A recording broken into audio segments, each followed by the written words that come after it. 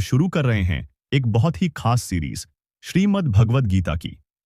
यह वो पवित्र ग्रंथ है जो हमारे जीवन की हर समस्या का समाधान देता है। भगवद गीता सिर्फ एक धार्मिक किताब नहीं है, बल्कि यह जीवन जीने की कला सिखाती है। जब भी हम किसी मुश्किल में फंसते हैं, जब भी हमारे मन में दुविधा होती है, तो गीता हमें सही रास्ता दिखाती है। आज के समय में जब हर व्यक्ति तनाव, चिंता और भ्रम में जी रहा है, तब गीता का ज्ञान और भी जरूरी हो जाता है।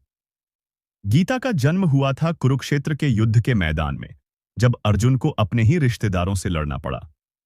उस समय अर्जुन के मन में जो सवाल उठे, वही सवाल आज भी हर इंसान के मन में उठते हैं। इसलिए गीता आज भी उतनी ही प्रासंगिक है जितनी हजारों साल पहले थी। आज हम बात करेंगे गीता के पहले अध्याय की, अर्जुन विषाद योग। इस अध्याय में अर्जुन की मानसिक स्थिति का वर्णन है। यह अध्याय हमें सिखाता है कि जब हमारे सामने कोई बड़ी समस्या आती है, तो हमारा मन कैसे भटक जाता है। कुरुक्षेत्र के मैदान में जब अर्जुन ने देखा कि सामने उसके गुरु द्रोणाचार्य, दादा भीष्म, चचेरे भाई और रिश्तेदार खड़े हैं, तो उसका मन डगमगा गया। उसने सोचा, मैं इन सब से कैसे लड़ूं? ये तो मेरे अपने लोग हैं। यही हाल आज हमारा भी होता है।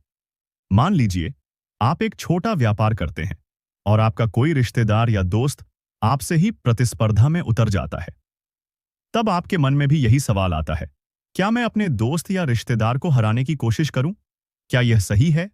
या फिर मान लीजिए आप किसी कंपनी में काम करते हैं और आपका बॉस गलत काम करने के लिए कहता है।